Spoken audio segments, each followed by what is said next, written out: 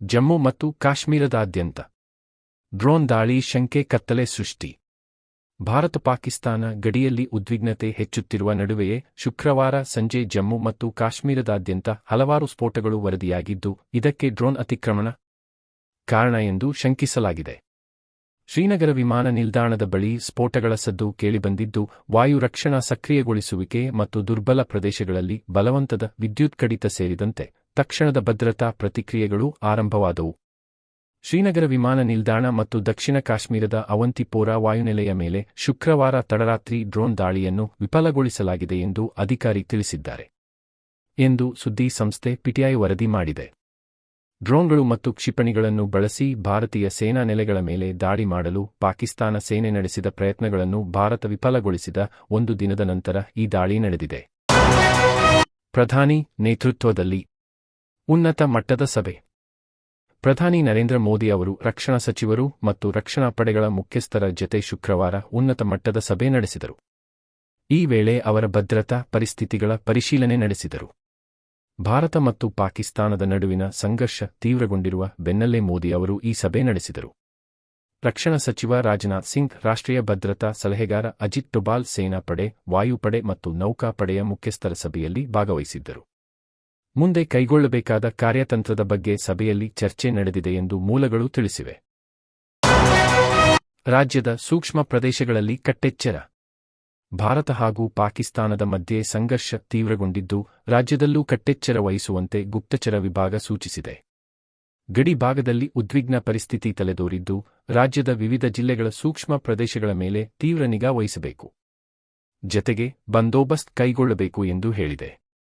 ಆಡಳಿತ ಕಟ್ಟಡಗಳು, ರಕ್ಷಣಾ ಸ್ಥಾವರಗಳು, ವಿಜ್ಞಾನ ಸಂಶೋಧನಾ ಕೇಂದ್ರಗಳು, ವಿಮಾನ ನಿಲ್ದಾಣಗಳು, ಜಲಾಶಯಗಳು, ಉಪಗ್ರಹ ಕೇಂದ್ರಗಳು, ಜಲವಿದ್ಯುತ್ ಸ್ಥಾವರಗಳು, ಅಣು ವಿದ್ಯುತ್ ಸ್ಥಾವರ, ರೈಲು ನಿಲ್ದಾಣಗಳು, ಮೆಟ್ರೋ ನಿಲ್ದಾಣ, ಬಸ್ ನಿಲ್ದಾಣಗಳಲ್ಲಿ ನಿಗಾ ವಹಿಸಬೇಕು ಎಂದು ರಾಜ್ಯ ಗುಪ್ತಚರ ವಿಭಾಗದ ನಿರ್ದೇಶಕ ಹೇಮಂತ್ ಎಂ.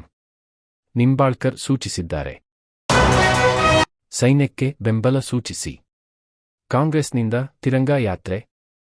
ಆಪರೇಷನ್ ಸಿಂಧೂರ ಕಾರ್ಯಾಚರಣೆ ನಡೆಸುತ್ತಿರುವ ಭಾರತೀಯ ಸೈನ್ಯಕ್ಕೆ ಬೆಂಬಲ ಸೂಚಿಸಿ ನಗರದ ಕೆಆರ್ ವೃತ್ತದಿಂದ ಚಿನ್ನಸ್ವಾಮಿ ಕ್ರೀಡಾಂಗಣದ ಬಳಿಯ ಮಿನ್ಸ್ಕ್ ಸ್ಕ್ವೇರ್ವರೆಗೆ ಶುಕ್ರವಾರ ತಿರಂಗಾ ಯಾತ್ರೆ ರಾಜ್ಯ ಕಾಂಗ್ರೆಸ್ ಪಕ್ಷವು ನಡೆಸಿತು. ಈ ಬಗ್ಗೆ ಮಾತನಾಡಿದ ಗೃಹ ಸಚಿವ ಜಿ. ಪರಮೇಶ್ವರ್, ನಾವೆಲ್ಲರೂ ಭಾರತೀಯ ಸೇನೆಯೊಂದಿಗೆ ಇದ್ದೇವೆ ಎಂಬ ಸಂದೇಶವನ್ನು ಕಳುಹಿಸಲು ಬಯಸುತ್ತೇವೆ. ನೀವು ಯಾವುದೇ ಕ್ರಮ ಕೈಗೊಂಡಿದ್ದರೂ ಅದನ್ನು ಪ್ರಶಂಸಿಸಲಾಗುತ್ತದೆ ಹಾಗೂ ಬೆಂಬಲ ಸೂಚಿಸುತ್ತೇವೆ. ಅದನ್ನು ಸಾಂಕೇತಿಕವಾಗಿ ಹೇಳಲು ಈ ರ್ಯಾಲಿಯನ್ನು ಆಯೋಜಿಸಲಾಗಿದೆ ಎಂದು ತಿಳಿಸಿದರು. We would like to send out a message saying that we are all with you. Whatever action you have taken, it's appreciated and prized. And we just want to symbolically say that, we are with you. And that is the reason why this rally has been organized. We want to send out the message. So yesterday the tensions escalates in the border. Pakistan has gone on offensive, shooting missiles in India, sir. No, none of the details we know. All these things. Sometimes the media also, they are showing some of the old pictures. I just got a reference from Government of India saying that, these kind of things should not be done. I only appeal to media friends not to do the social media especially, not to do these kind of things. Thank you, sir. ಬಳ್ಳಾರಿಯಲ್ಲಿ operation ಸಿಂಧೂರ ಯಶಸ್ವಿಗೆ Muslim ಸಮುದಾಯ ಪ್ರಾರ್ಥನೆ.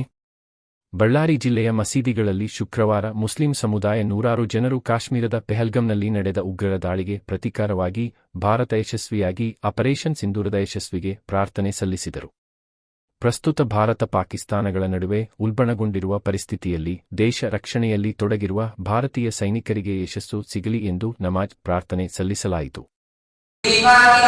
في أرض الله عمر رضي الله تعالى عنه وأصدقهم حياء عثمان رضي الله